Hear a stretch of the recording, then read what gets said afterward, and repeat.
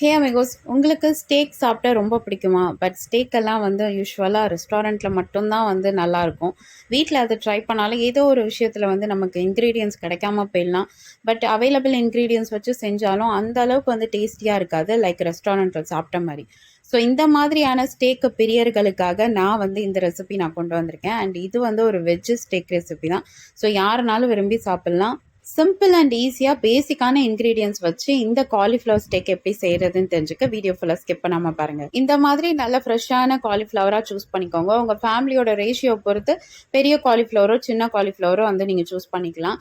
And எப்போதுமே எனக்கு இந்த ஹேபிட் இருக்குது, காலிஃப்ளவர்லாம் வந்து மார்க்கெட்டில் பர்ச்சேஸ் பண்ணும்போது இந்த மாதிரி ஃப்ரெஷ்ஷான காலிஃப்ளவரை நான் தேடி கண்டுபிடிச்சிட்டாவே எனக்கு ஒரு மாதிரி அப்படியே செம்ம ஹாப்பியாகிடும். இதே மாதிரி தான் நீங்கணுன்னா எனக்கு காமெண்ட் பண்ணுங்கள். ஏன்னா மார்க்கெட்டில் வந்து காலிஃப்ளவர் ஃப்ரெஷ்ஷாக கிடைக்கிறது ரொம்ப பெரிய விஷயம். அதுவும் இந்த மாதிரி பூச்சி இல்லாமல் பிளாக்காக சின்ன சின்னதாக இல்லாமல் இந்த மாதிரி வந்துச்சுன்னா ஒரு காலிஃப்ளவரை கண்டுபிடிச்சிட்டாவே வந்து ஏதோ பெருசாக சாதித்த மாதிரி ஒரு ஃபீல் இருக்கும். ஸோ அதை வந்து இந்த மாதிரி வந்து செமியாக வந்து கட் பண்ணிக்கோங்க. இதுக்குன்னே இந்த மாதிரி பெரிய நைஃப் இருந்தானா ஒரே ஸ்லிட்டில் வந்து உங்களுக்கு காலிஃப்ளவர் கட் பண்ணுறதுக்கு ஈஸியாக இருக்கும். ஏன்னா ஸ்டேக்கை பொறுத்தவரை வந்து நம்ம அப்படியே ஒரு லாவிஷாக ஒரு ஸ்ட்ரெயிட் கட்டில் தான் ஸ்டேக் இருந்தால் நல்லாயிருக்கும். ஸோ முடிஞ்ச அளவுக்கு வந்து சின்ன நைஃப் இல்லாமல் பெரிய நைஃப்பில் வந்து கட் பண்ண பாருங்கள். வெளியே என்னடா பூ வந்து இவ்வளோ ஃப்ரெஷ்ஷாக இருக்குது, எந்த இதுவுமே இல்லாமல் இருக்குன்ட்டு பார்த்தேன். பட் டைசெக்ட் பண்ணப்புறம் தான் தெரியுது உள்ளே வந்து நிறைய விஷயம் இருந்தது.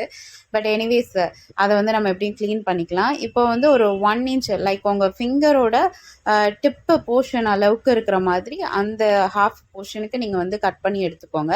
ரொம்ப தின்னாக வந்து உங்கள் ஸ்டேக்கை கட் பண்ணிடக்கூடாது. ஸோ உங்கள் ஃபிங்கரோட டிப் போர்ஷன் அளவுக்கு லைக் ஒரு 1 இன்ச்சோ 2 இன்ச்சோ அந்த ப்ரொப்போர்ஷனுக்கு நீங்கள் இந்த மாதிரி திக்காக வந்து கட் பண்ணி எடுத்துக்கோங்க. அப்போ தான் வந்து ஸ்டேக்கை வந்து எந்த அளவுக்கு நம்ம சார்ட் பண்ணுறோமோ அந்த அளவுக்கு வந்து நல்ல சாஃப்டாக அதே சமயம் கிறிஸ்பியாக இருக்கும். ஸோ முடிஞ்ச அளவுக்கு இந்த மாதிரி ஃபிங்கர் டிப் போர்ஷனுக்கு எடுத்துக்கோங்க. ரொம்ப தின் பண்ணிடாதீங்க. அவ்வளோதான், ஸ்டேக்குக்கான ப்ரொப்போர்ஷன் வந்து ரெடி ஆயிடுச்சு. என்னடா இவ்வளோ காலிஃப்ளவரில் இத்தனூண்டு வச்சு தான் நீ செய்ய போறியா, அப்போ ரெஸ்ட் ஆஃப் த காலிஃப்ளவர்லாம் என்ன பண்ணுறதுன்னு யோசிப்பீங்க. கவலையே படாதீங்க. மீதி இருக்கிற காலிஃப்ளவர் வச்சு என்னென்ன ரெசிபி எல்லாம் பண்ணலாம் அப்படின்றது எல்லாமே கீழே டிஸ்கிரிப்ஷனில் நான் போட்டிருக்கேன். அதில் இருக்க ரெசிபி ஏதாவது நீங்கள் ட்ரை பண்ணிக்கோங்க. ஸோ தட் உங்கள் காலிஃப்ளவரும் வேஸ்ட் ஆகாது. அண்ட் இந்த மாதிரி எக்ஸஸ் லீஃப் போர்ஷன் இதெல்லாம் இருந்தாலும் நீங்கள் அப்படியே வந்து ஸ்லிட் பண்ணி எடுத்துக்கோங்க. நமக்கு வந்து காலிஃப்ளவர் பூவும் தேவைப்படும் அண்ட் ஸ்டெம்முமே தேவைப்படும். ஸோ ஸ்டெம்மை வந்து நீங்கள் கட் பண்ணிடாதீங்க. எக்ஸஸாக இருக்க அந்த லீஃபி போர்ஷன் மட்டும் நீங்கள் கட் பண்ணி எடுத்துக்கோங்க. ஏன்னா காலிஃப்ளவர் ஸ்டேக்கை பொறுத்தவரை அந்த பூவை விட அதோட ஸ்டெம்மோட ஸ்வீட்னஸ் தான் வந்து செம்மையாக இருக்கும் டேஸ்ட் பண்ணும்போது. ஸோ முடிஞ்ச அளவுக்கு ஸ்டெம்மோடையே எடுத்துக்கோங்க. நெக்ஸ்ட் இதை வந்து உள்ளெல்லாம் வந்து நிறைய திங்ஸ் எல்லாம் இருக்குது. ஸோ அதெல்லாம் வந்து நம்ம க்ளீன் பண்ணணும். அதனால் இந்த மாதிரி நார்மலாக லூக் வார்ம் வாட்டர் எடுத்துக்கோங்க. அதாவது லைட்டான சூடு வாட்டர் எடுத்துக்கோங்க. ரொம்ப கொதிக்கிற வாட்டர் தேவையில்லை. லைட்டான சூடு வாட்டரில் வந்து ஒரு 1 to 2 மினிட்ஸ் போல் அப்படியே சோக் பண்ணி டிப் பண்ணி விட்ருங்க. ஸோ தட் வந்து உள்ளே ஏதாவது பாக்டீரியாவோ இல்லை வேறு ஏதாவது இந்த மாதிரி சின்ன சின்ன புழு ஏதாவது இருந்தால் கூட அந்த ஹாட் வாட்டரில் வந்து அது ஒரு மாதிரி கரைஞ்சி போயிடும். ஸோ முடிஞ்ச அளவுக்கு 1 to 2 மினிட்ஸ் வந்து அப்படியே சோக் பண்ணி ரெஸ்ட் பண்ணி வச்சுருங்க. இதை இப்படி க்ளீன் பண்ணாவே வந்து போதும். இல்லைனா வந்து நம்ம யூஸ்வலாக டர்மரிக் போட்டு பாயில்லாம் பண்ணுவோம், லைக் காலிஃப்ளவர் 65 அதுக்கெல்லாம் செய்கிற மாதிரி. அது மாதிரிலாம் இதுக்கு பண்ணக்கூடாது. நார்மலாக லூக் வார்ம் வாட்டரில் சோக் பண்ணி எடுத்தாவே போதும். நெக்ஸ்ட் ஸ்டெப், நம்ம ஸ்டேக்கை வந்து ட்ரெஸ்ஸிங் பண்ணுறதுக்காக அதோட மிக்சர் வந்து இப்போ ப்ரிப்பேர் பண்ணிடலாம். இதுக்கு வந்து ஒரு 1 to 2 spoon of virgin olive oil எடுத்திருக்கேன். யூஸ்வலாக ஸ்டேக்கை பொறுத்தவரை நம்ம நார்மலான இந்த கோகோனட் ஆயிலோ கடலை எண்ணெயோ இதெல்லாம் ஆட் பண்ணுறதை விட ஆலிவ் ஆயில் வந்து நல்லாயிருக்கும். ஸோ அதனால் முடிஞ்ச அளவுக்கு ஆலிவ் ஆயில் ஆட் பண்ண பாருங்கள். அண்ட் இது கூடவே வந்து தேவையான அளவுக்கு நான் சில்லி பவுடர் எடுத்திருக்கேன். லைக் ஒரு ½ ஸ்பூனுக்கும் கம்மியாக தான் சில்லி பவுடர் எடுத்திருக்கேன். அண்டு சால்ட் உங்களோட டேஸ்ட்டுக்கு பொறுத்த மாதிரி நீங்கள் சால்ட் இதில் ஆட் பண்ணிக்கலாம். இது கூடவே வந்து பிஞ்ச் ஆஃப் பெப்பர் ஆட் பண்ணியிருக்கேன். ஏன்னா ஆல்ரெடி வந்து சில்லி பவுடரும் இதில் ஆட் பண்ணியிருக்கிறதுனால கொஞ்சம் பெப்பர் வந்து கொஞ்சம் கம்மியாகவே ஆட் பண்ணிக்கோங்க. அண்ட் இது கூடவே வந்து கார்லிக் பவுடர் வந்து மார்க்கெட்டில் எல்லா இடத்துலையுமே அவைலபிளாக இருக்குது. அப்படி உங்ககிட்ட கார்லிக் பவுடர் இல்லைன்னா பூண்டை வந்து நல்லா ரோஸ்ட் பண்ணிக்கோங்க. அதாவது எண்ணெய்லாம் போடாமல் பூண்டை வந்து எம்டி பேன்லேயே ரோஸ்ட் பண்ணிவிட்டு அது கொஞ்சம் ஆறுனதுக்கப்புறம் வந்து பேஸ்ட் மாதிரி அரைச்சி எடுத்து நீங்கள் அப்படியே கூட ஆட் பண்ணலாம். அதை ஆப்ஷனலாக வந்து இந்த மாதிரி கார்லிக் பவுடர் நீங்கள் வாங்கி வச்சிட்டிங்கன்னா சப்பாத்தி, பூரி இல்லை வேறு ஏதாவது ஆலு பராத்தா அந்த மாதிரி விஷயத்துக்கு கூட நீங்கள் கார்லிக் பவுடர் இன்ஃப்யூஸ் பண்ணலாம். இல்லை சாலட்ஸுக்கு கூட இன்ஃப்யூஸ் பண்ணலாம். அண்ட் இது கூடவே வந்து handful of coriander leaf வந்து நான் ஃபைனாக சாப் பண்ணி இதில் ஆட் பண்ணியிருக்கேன். And that's it. இதுதான் வந்து இந்த ட்ரெஸ்ஸிங். யூஸ்வலாக வந்து ஸ்டேக்குக்கு பார்த்தீங்கன்னா ரெஸ்டாரண்ட் ஸ்டைலெல்லாம் பார்த்தீங்கன்னா இன்னுமே வந்து நிறையா திங்ஸ் எல்லாம் ஆட் பண்ணுவாங்க. நம்ம வந்து இந்தியனைஸ் கிச்சனில் பேசிக்கான கிச்சனில் வந்து என்னென்ன விஷயம்லாம் இருக்குமோ அதை வச்சு தான் நான் பேசிக்காக உங்களுக்கு வந்து ஸ்டேக் ரெசிபி சொல்லித்தரேன். இதுலேயே நீங்கள் வந்து ஒரிஜினலாக ஸ்டேக்கை வந்து பண்ணோன்னா எக்கச்சக்கமான இன்க்ரீடியன்ஸ் ஆட் பண்ண வேண்டியது இருக்கும். பட் அதெல்லாம் வந்து நம்ம இந்தியனைஸ் கிச்சனில் பேசிக்காகவே அவைலபிளாக இருக்காது. ஸோ இருக்கிறத வச்சு பெஸ்ட்டாக ஸ்டேக்கு, அதுவும் வந்து ரெஸ்டாரண்ட் ஸ்டைலில் தான் நான் உங்களுக்கு சொல்லி தந்துட்டுருக்கேன். இப்போ இந்த ட்ரெஸ்ஸிங் மிக்சரை வந்து அப்படியே நம்ம கட் பண்ணி அண்டு லூக் வார்ம் வாட்டரில் சோக் பண்ணியிருந்தோம் பார்த்தீங்களா, அந்த காலிஃப்ளவர் மேலே அப்படியே நல்லா ஃபுல்லாக தடவி விடுங்க.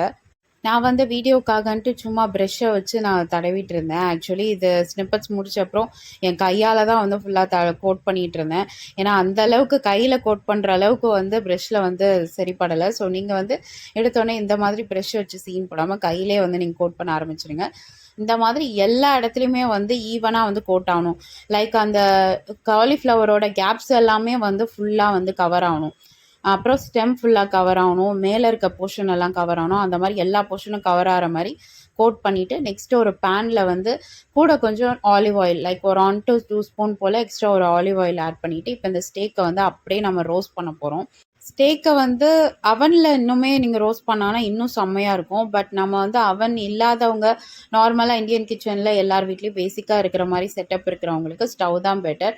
ஸோ ஸ்டவ்லேயே வந்து ஸ்டேக் எப்படி பண்ணலான்றது தான் இந்த இதில் நான் சொல்லிகிட்ருக்கேன். ஸோ இதில் பார்த்திங்கன்னா இந்த ஸ்டேக்கை குக் பண்ணுறது மட்டுமே வந்து ஒரு 10 to 15 மினிட்ஸ் தாராளமாக எடுக்குங்க.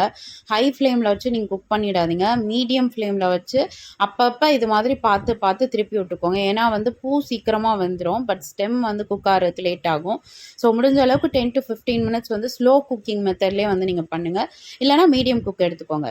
இப்போ இந்த மாதிரி 2 சைடும் வந்து ஓரளவுக்கு லைட்டாக கோல்டன் ப்ரௌன் டர்ன் ஆன அப்புறம் ஒரு ஃபுல் ஸ்பூன் ஆஃப் பட்டர் வந்து இதில் ஆட் பண்ணிக்கோங்க. பட்டர் எந்த அளவுக்கு வந்து நீங்கள் ஆட் பண்ணுறீங்களோ அந்த அளவுக்கு உங்களோட ஸ்டேக்கோட டேஸ்ட் வந்து செம்மையாக இருக்கும். அண்ட் அதோட எசன்ஸே வேறு லெவலில் இருக்கும். ஸோ ஸ்டேக்குனாவே ஃபுல் அண்ட் ஃபுல் எந்த அளவுக்கு பட்டரியாக இருக்குமோ அந்த அளவுக்கு தான் வந்து ஸ்டேக்கோட டேஸ்ட்டு அங்கே இருக்கிறது.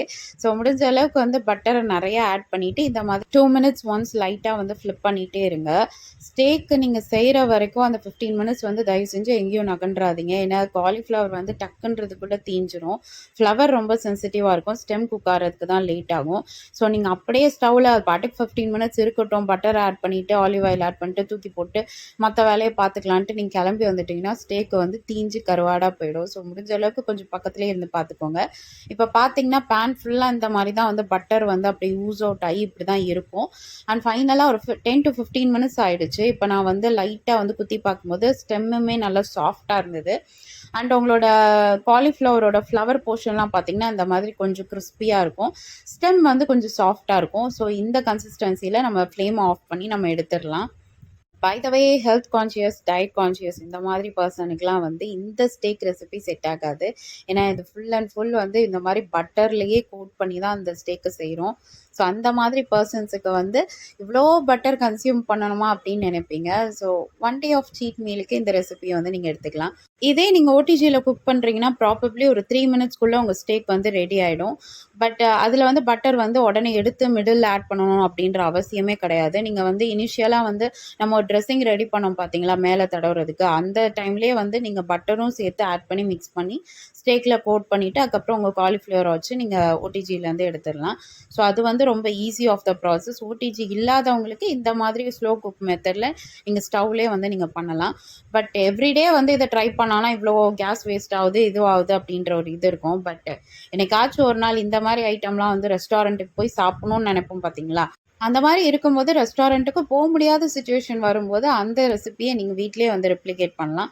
So once in a day gas எல்லாம் வேஸ்ட் ஆனாலும் பரவாயில்ல, உங்களோட ரெஸ்டாரண்ட்டு செலவு கம்மியாகுதுல்ல, அதை வந்து கேஸ் செலவோட வந்து பயங்கரமாக இருக்கும். அது போனவங்களுக்கு தெரியும்னு நினைக்கிறேன். ஏன்னா இந்த ஸ்டேக் ரெசிபியெல்லாம் வந்து ஒரு ஸ்டார் ஹோட்டலில் நீங்கள் ட்ரை பண்ணிங்கன்னா மினிமம் ஒரு 700 சார்ஜ் பண்ணுவாங்க. பட் அது கூட வந்து அக்கம்ப்ளிமெண்ட்ஸாக நிறையா சைட் டிஷ்ஷஸ் இருக்கும். பட் எனிவேஸ் அதை வந்து கம்மி பண்ணுற அளவுக்கு நீங்கள் வந்து கேஸை வந்து ரெஸ்யூம் பண்ணி இதில் பண்ணிக்கலாம்னா நீங்கள் பண்ணிக்கலாம். பண்ணிக்கலாம். ஒன்ஸ் ஸ்டேக் நல்லா குக் ஆனதுக்கப்புறம் அப்படியே வந்து இந்த காலிஃப்ளவரை பட்டரோட வந்து ரெஸ்ட் பண்ணிவிடுங்க. ஃப்ளேம் ஆஃப் பண்ணிவிட்டு அப்படியே கொஞ்சம் நேரம் இருக்கட்டும். ஸோ தட் அந்த பட்டர் வந்து இன்னுமே வந்து அந்த காலிஃப்ளவருக்குள்ளே ஊறி நல்லாயிருக்கும். இப்போ வந்து ஃபைனலாக வந்து சர்வ் பண்ண ஆரம்பிச்சிடலாம். சர்வ் பண்ணுறதுக்கு முன்னாடி நான் கொஞ்சம் லெட்யூஸ் லீவ்ஸ் எல்லாம் எடுத்திருக்கேன். லைக் நம்ம ரெஸ்டாரண்ட்டுக்கெலாம் போனோன்னா ஸ்டேக்குன்னு ஆர்டர் பண்ணாவே அக்கம்ப்ளிமெண்ட்டாக வந்து நிறைய சைட் டிஷ்ஷஸ் கொடுப்பாங்க. ஸோ அதில் வீட்டில் இருக்க பேசிக்கான திங் வச்சு நீங்கள் ஏதாவது ஒன்று பண்ணணுன்னா இந்த மாதிரி லெட்யூஸ் வச்சு அதுக்கு மேலே வந்து இந்த காலிஃப்ளவர் வந்து நீங்கள் ப்ளேஸ் பண்ணிக்கோங்க.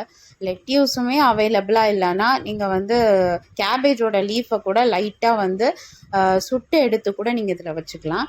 அண்ட் இதுக்கு மேலே வந்து நான் இப்போ போட போகிறது வந்து பார்த்திங்கன்னா சீஸை வந்து மெல்ட் பண்ணி நான் போட்டிருக்கேன். லைக் ஒன்றுமே இல்லை, நார்மலாக இருக்க பிளாக் சீஸை வந்து இப்போ நம்ம அந்த பேன்லேருந்து எடுத்தேன் பார்த்தீங்களா, அந்த பேன்லேயே வந்து கொஞ்சமாக ஹீட் பண்ணி அந்த பட்டரோட இந்த சீஸை வந்து மெல்ட் பண்ணி நான் அது மேலே ஆட் பண்ணியிருக்கேன். அண்டு கொஞ்சமாக வந்து க்ரன்ச்சி எலமெண்ட்டுக்காக வந்து குக்கும்பரை வந்து நான் ஸ்லைஸ் பண்ணி எடுத்திருக்கேன். And that's it. ஒரு சிம்பிள் அண்ட் ஈஸியாக வந்து வீட்டிலே செய்யக்கூடிய ஒரு ரெஸ்டாரண்ட் ஸ்டைலில் இருக்கிற ஒரு ஸ்டேக், காலிஃப்ளவர் ஸ்டேக் வந்து செம்மையாக ரெடி ஆயிடுச்சு. உங்களுக்கு சீஸ் தாராளமாக பிடிக்கும்னா இந்த மாதிரி சீஸ் நிறையா நீங்கள் ஆட் பண்ணிக்கலாம். இல்லை கம்மியாக பிடிக்கும்னா கொஞ்சமாக சேர்த்துக்கோங்க. இதுக்கு மேலே வந்து நீங்கள் டாப்பிங்ஸாக ஆரிகானோவோ இல்லை சில்லி ஃப்ளேக்ஸோ இது கூட நீங்கள் ஆட் பண்ணலாம். பட் எனக்கு வந்து ஏற்கனவே நம்ம மிக்ஸ் பண்ண மேரினேஷனில் பண்ண ஸ்பைசினஸே வந்து கரெக்டாக இருக்கும்னு தோணுச்சு. மூமெண்ட் ஆஃப் ட்ரூத் இப்போ கட் பண்ணி அந்த ஸ்டேக்கை எடுத்து பார்க்கும்போது ஆஹா, எனக்கு பிளேட் பண்ணும்போதே செம்ம ஸ்மெல்லாக இருந்தது. I can't wait to taste it அப்படி இருந்தது. பட் எனிவேஸ் நீங்களும் வந்து இந்த வீடியோ பார்த்துட்டு கண்டிப்பாக ட்ரை பண்ணி பாருங்கள். இனிமேல் காலிஃப்ளவர் வாங்கினா யூஸ்வலாக செய்கிற குருமாவோ காலிஃப்ளவர் 65 செய்யாமல் ஒரு தடவை இந்த மாதிரி இன்னோவேட்டிவாக ட்ரை பண்ணி பாருங்கள். இதே மாதிரி இன்னும் நிறைய இன்ட்ரெஸ்டிங்கான இன்னோவேட்டிவான ரெசிபீஸ்க்கும் சம் ஒரு இன்ட்ரெஸ்டிங் வீடியோஸ்க்கும் மறக்காம என் சேனலை like, share and subscribe and don't forget to press the bell icon for notification.